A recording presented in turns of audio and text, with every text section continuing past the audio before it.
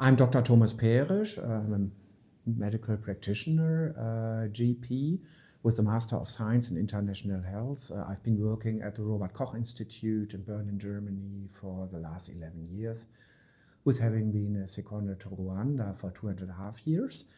And I'm the founder of Pandemic Shield. Celestin?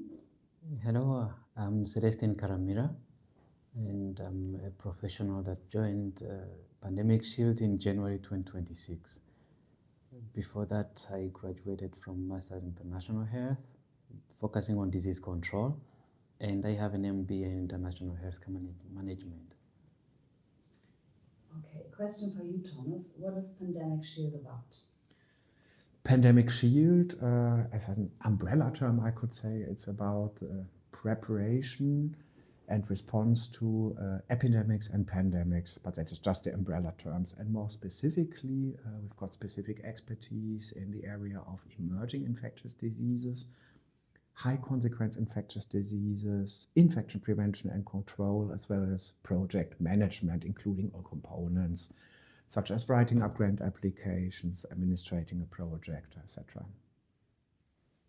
And Celestin, what was your main motivation when you joined Pandemic Shield? If you look at the name itself, there is a pandemic and there is shield. And I think our focus is really preventing the pandemics before they hit us. And looking at it, that's really self-motivating. And I come from public health, where we know that we need to protect people.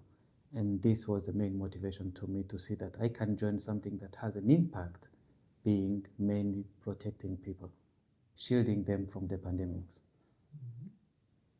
And Thomas, what was your main purpose founding Pandemic Shield? How can I put it? As said, the last 11 years I've been working in the public health service, where I really learned a lot from a very enriching environment.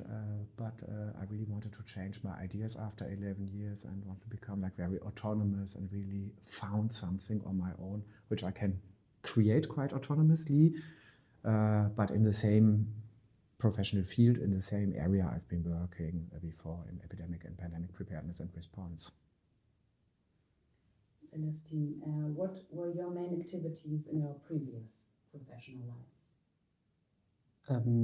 I have to say that for the past 4 years or so, I have also joined a Robert Koch project in Rwanda, where I was helping as liaison. So actually I was making an interface between the German partners of the project and the Rwandan partners of the project, being the Rwanda Biomedical Center and the Ministry of Health, and Robert Koch in Germany, other institutions like Theo Braunschweig. So I was the person who was liaising between them, trying to navigate the bureaucracies and also the efficiency. And if you would sum up, Thomas, your previous working experiences, what were the most important points? Most important points were really first my clinical experience. If I start chronologically, 20 years ago, where I started working in France, afterwards in Germany, and I worked in neurology, general medicine, a bit in surgery, and I had enriching working experiences with Doctors Without Borders, where I worked with as a medical doctor in 7 different low-income countries, including Democratic Republic of the Congo and the Central African Republic. And the other most important working experience was at Robert Koch Institute, where I started working afterwards, where I first worked for the STARKOP office. STARKOP is the permanent working group of competence and treatment centers for high consequence infectious diseases in Germany, which includes the high-level isolation units for Germany. And also at Robert Koch Institute, I was the lead for organizing a big workshop for Ebola virus disease and Crimean Congo hemorrhagic fever about 10 years ago. It was a big challenge with about 140 experts coming from 30 different countries to Robert Koch Institute. Then another highlight was 2 deployments with WHO GORN, one to Guinea, one to DRC. In the context of Ebola virus disease outbreak management. And then the deployment to Rwanda for 2.5 years, where I coordinated the construction of a high-level isolation unit as well as realization of a high-consequence infectious disease associated training program. And what were your main successes in your professional life? Main successes is really what one colleague, I don't mention his name, but feedback to me quite previously is really that to create a lot of things, to help in creation of this working group on Crimean-Congo hemorrhagic fever, where we had this workshop in 2016 for CCHF and Ebola virus disease. Then creating the FO program in the way it is now with the construction of a high-level isolation unit, and now with the construction of realization of this enterprise where we see where things go. And the main challenges in your professional life? Main challenges, I have to say, is that the unforeseen things can come. If I look back at my clinical experience, there were challenges, of course, lots of ups and downs. I had hard moments, for instance, when I worked with Doctors Without Borders in challenging medical environments in low-income countries, with sometimes disastrous cases of malaria and so on, which affected me a lot. And later working at Robert Koch Institute, the main challenge for me was sometimes is that I can be impatient sometimes, and I want to see things advance when I create them, and that sometimes due to regulatory circumstances, I perceive this as a bit as a challenge, that there was this conflict between like wanting to create things, push things forward, and then the regulatory barriers you are facing sometimes. Celestin, what could be possible project activities of Pandemic Shield?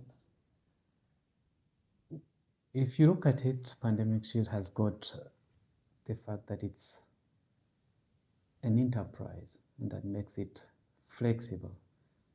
And the activities could be coordinating certain range of big projects whereby we get hit by bureaucracy, and Pandemic Shield could coordinate them and make it softer for other partners whose bureaucracy is very heavy.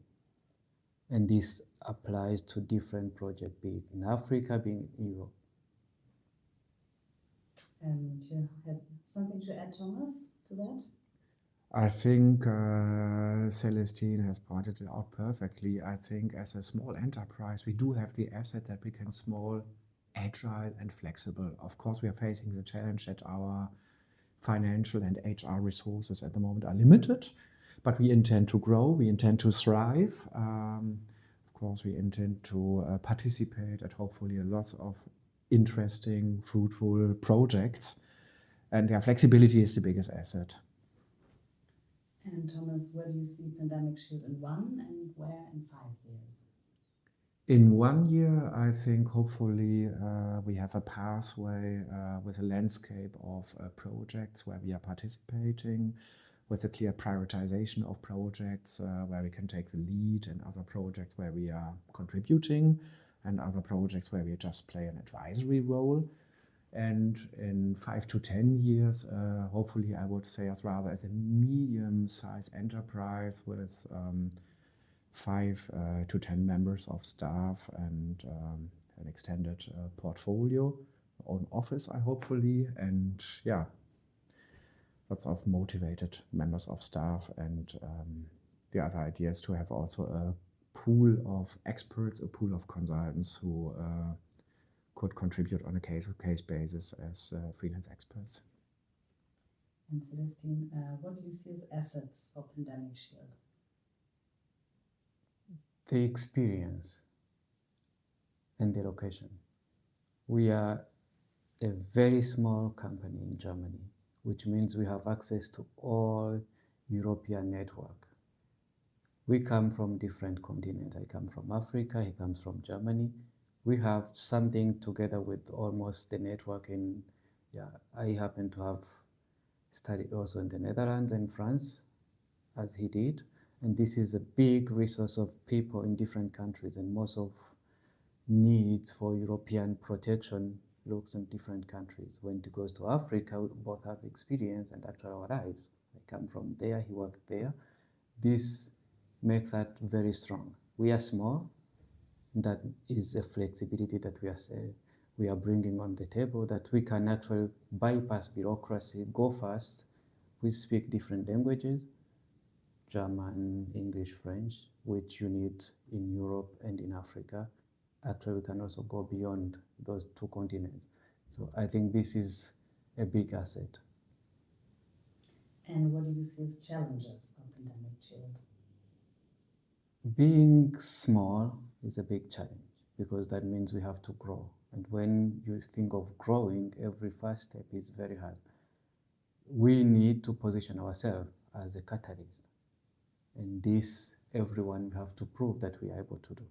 And proving, it's easier to show what you did in the past than what you can do in the future.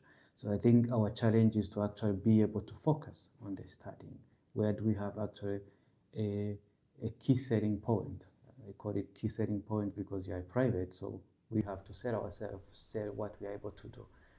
And sometimes you have pulling from the finances from here and there, and you are running behind money, and you forget the focus. So we need to be able to focus on what we are able to do and what we can do better than the others, not run behind where the money is coming from, because we may end up losing our key setting point. Thank you.